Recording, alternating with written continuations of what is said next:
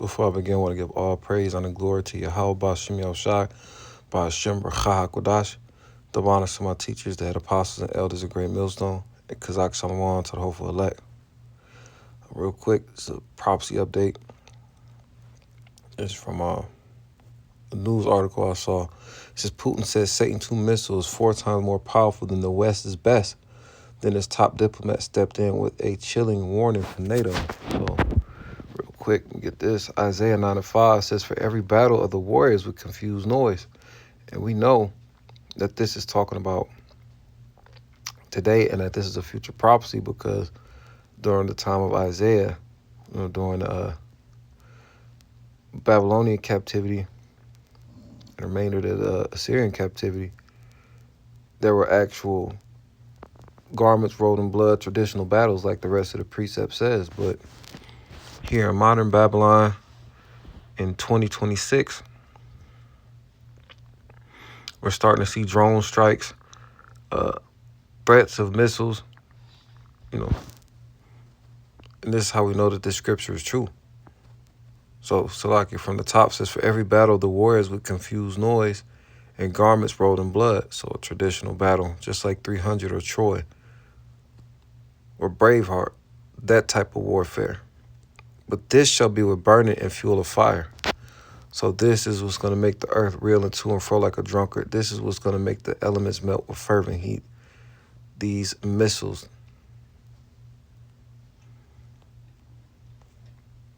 Russia's deputy foreign minister, Sergei Ryabkov, issued a stark warning that the likelihood of a head-on clash between NATO and Russia is growing. So that third woe cometh quickly.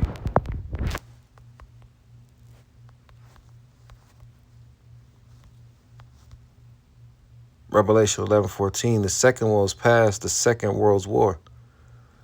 And behold, the third woe cometh quickly. So this is what we're here to prophesy about. Continue to issue out that warning. Like it says in Ezekiel, the 3rd chapter, make these things plain upon the table, like it says in Habakkuk.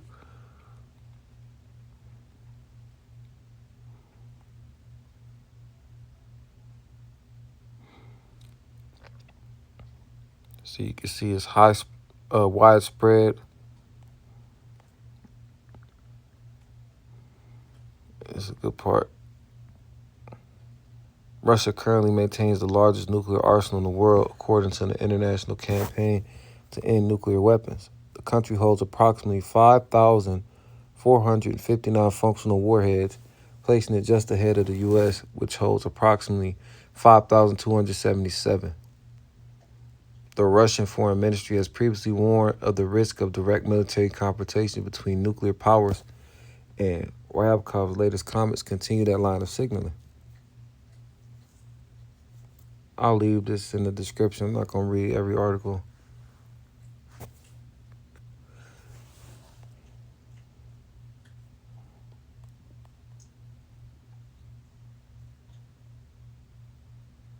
Yeah, that's Satan II. I did a chat GBT lookup. How deadly is Russia's Satan II missile? Russia's Satan II is the Western nickname for the RS-28 Sarmat, a heavy nuclear-capable intercontinental ballistic missile in terms of destructive potential. If used with a full nuclear payload, it will rank among the most devastating weapons ever built.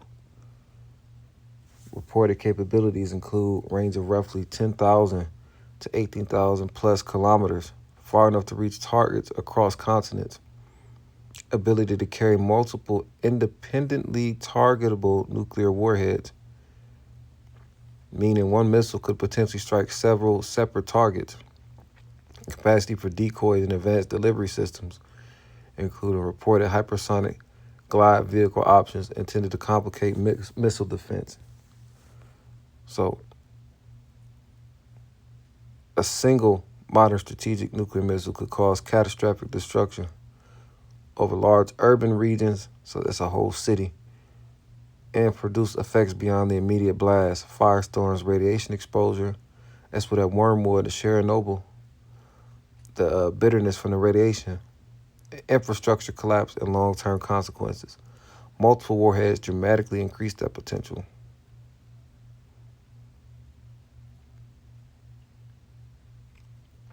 See keywords like doomsday. It says, so the concise answer is extremely deadly in theory, among the most powerful strategic weapons on Earth.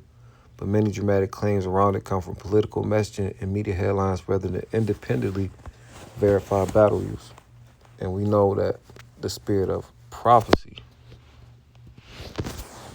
allows us to get a visual, and that these things were prophesied way before.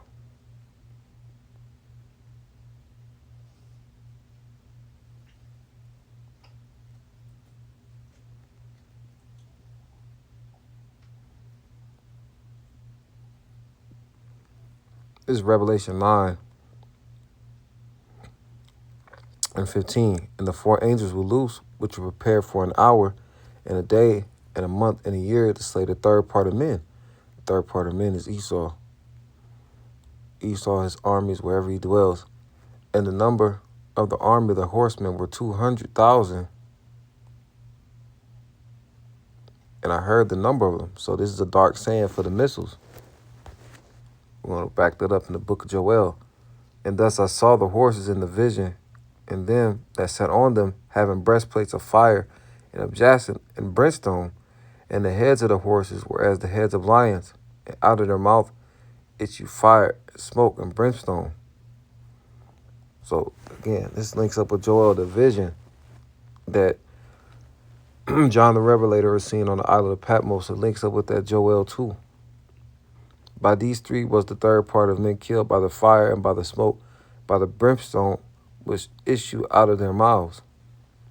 For their powers in their mouth and in their tails, and their tails were like unto serpents, and their heads, and with them do they hurt. So again, it's going to the warheads.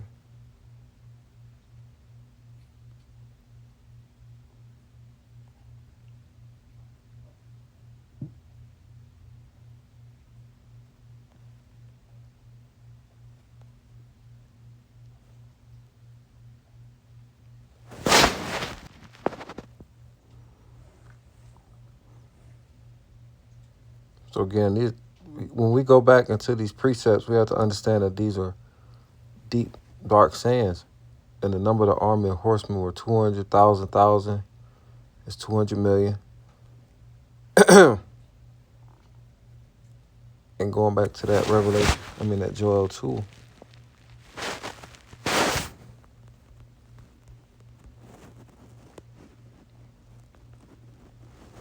This is Joel 2 and 2.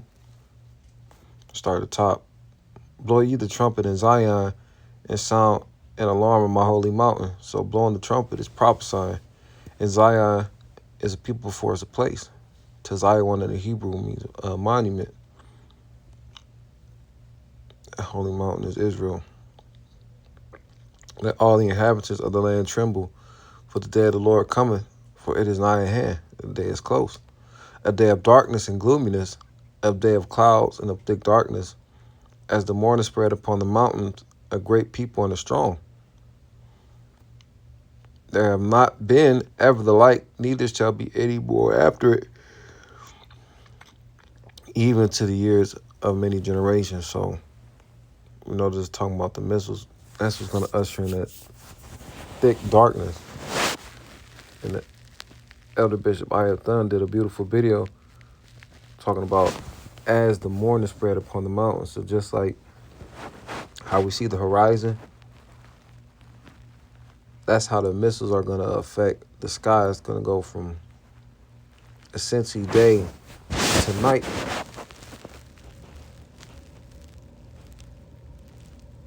And the earth,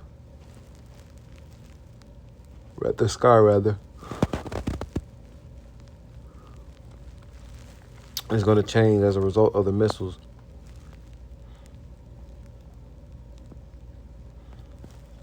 Verse 3, a fire devours before them, and behind them a flame burning.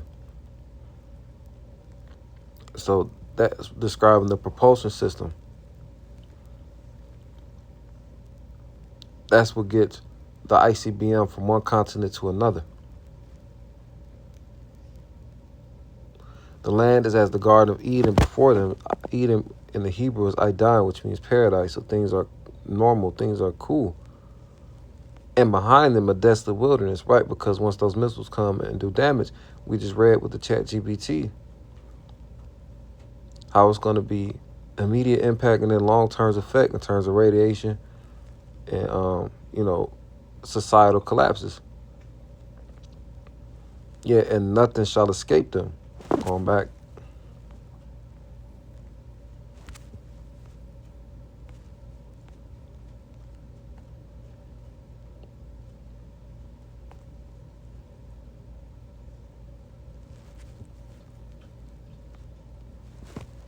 So back in that Revelation 9 to 16 from the top, and the number of the army of the horsemen were 200,000, over 200 million. And I heard the number of them. So the missiles, and within the missiles are the warheads, and we've seen the damage that the warheads can do. The quick Google search AI overview. A missile warhead is the payload section located at the front of a missile, rocket, or torpedo that contains the explosive, kinetic, or non-conventional material designed to inflict damage on target. And I saw one of these.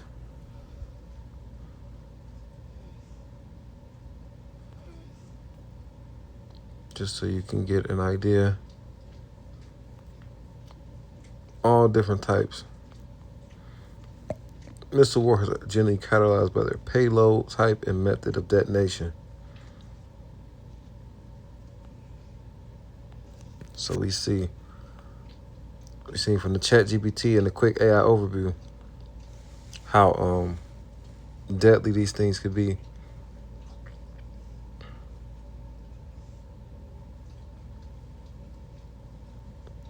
This is what's going to contribute to the lake of fire. And thus I saw the horses in the vision. Horses represent power. And this is what John the Revelator is using to describe what he's seeing. And them that sat on them, having breastplates of fire, of jacinth and brimstone, and the heads of the horses were as the heads of lions, and out of their mouths issued fire and smoke and brimstone. So this is talking about that thermonuclear destruction that's going to take out the third part of men, which is Esau, Edom.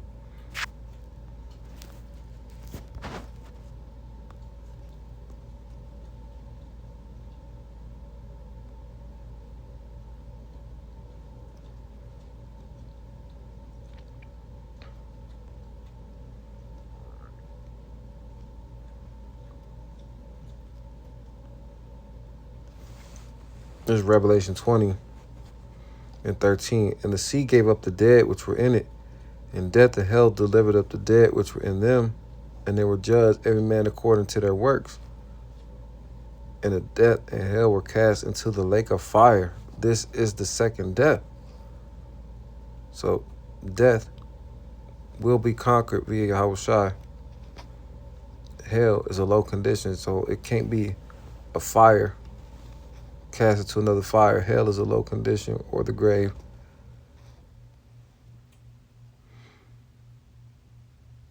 And that lake of fire is going to be a result of the missiles. America is going to be pummeled with missiles.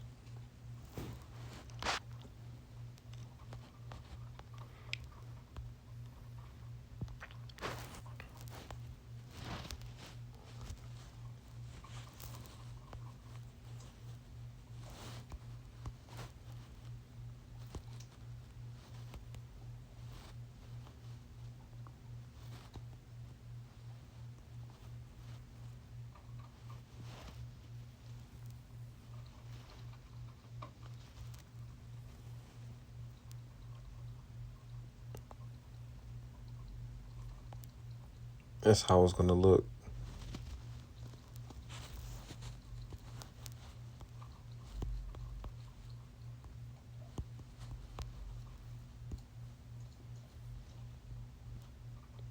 Contrary to popular belief, the lake of fire is not going to look like this. This is Christian dogma.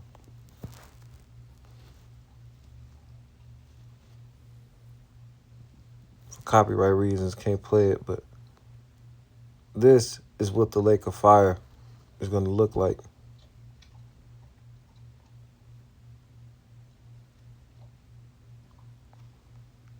Just something quick through the spirit. I brought this out. This was edifying. Until next time, shalom.